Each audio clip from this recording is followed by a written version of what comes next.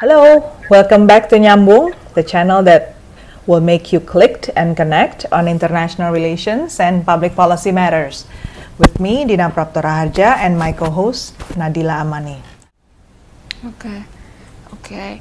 And because we're talking about the NUG, Budina, I want to ask, does the NUG have something to do about the civil disobedience movement?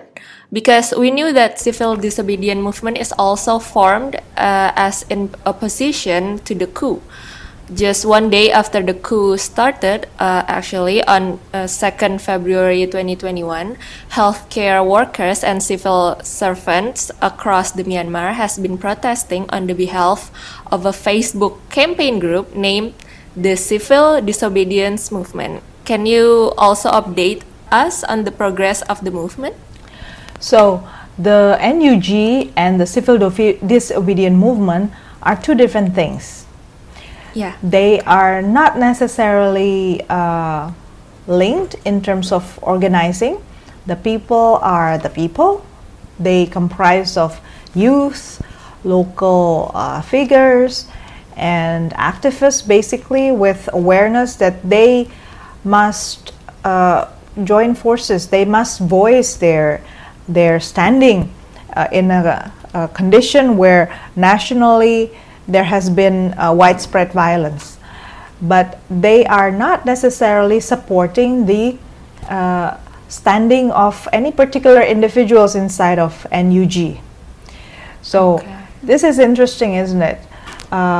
Civil disobedience movement comprised of various groups, and I don't have enough information yet to share on whether these groups actually somehow already at the level of quite being connected to each other. But one thing I know is that every day different people in different districts and provinces, or they call it townships, they protest. Some of them also now start using unmanned protest. I asked them, what does it unmanned protest means? Because in some of the reports, this terminology comes up. Basically, they put out posters, pictures of of disobedience that they posted on different strategic places in the township, and to show that the spirit of determination to go against the military junta is known to the junta. So the spread of this civil disobedience movement is quite broad now. If at the start of the coup, we know that most of the movement is concentrated in around Mandalay province, which is the central part of Myanmar. Now the movement spread to townships level in Kachin in the northeast, in Dawei Township in southwest area bordering the Indian Ocean, Kyunla Township north of Dawei, and further north in Shan Province, Kaya State, and more. People basically have no fear of being arrested. Some of these people are really determined. Even the youth, when they know they are potentially would get shot or abducted, they continue to express disobedience. So solidarity at the people-to-people level is actually quite impressive. There are reports that people are sharing and donating food and water to the neighbors. So it's been an interesting consistency from people, the civil disobedience movement. So this is what I'm saying earlier. At the local level, the spirit is big, the determination is big. The question is, how does the NUG take very good use of this passion from the people to unite them, instead of just thinking about the NUG.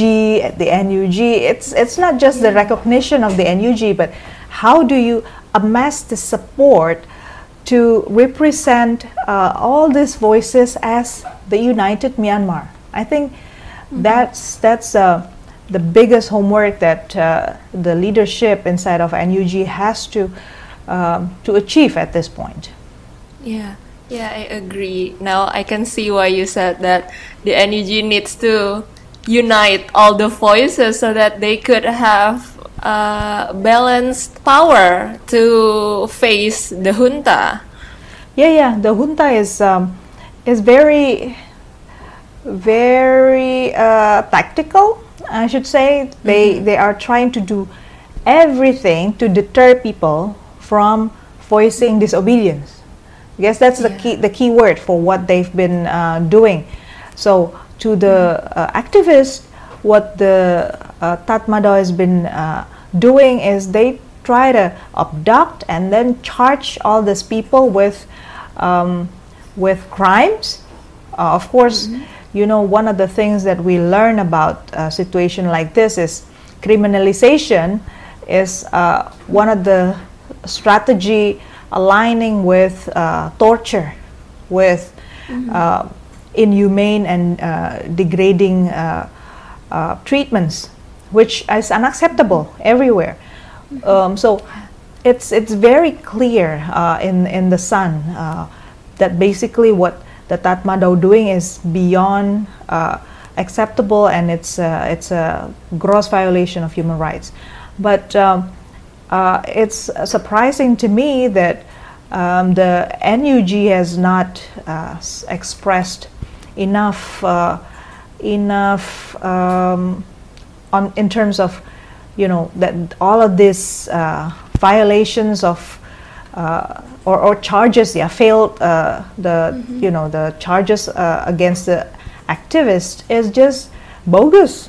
It's unacceptable. It should be made more clear to people that they are not violating any particular law. All these laws that they mention is being violated is just their way of deterring disobedience, deterring a peaceful solution to the conflicts inside of Myanmar. Okay, yes, I agree.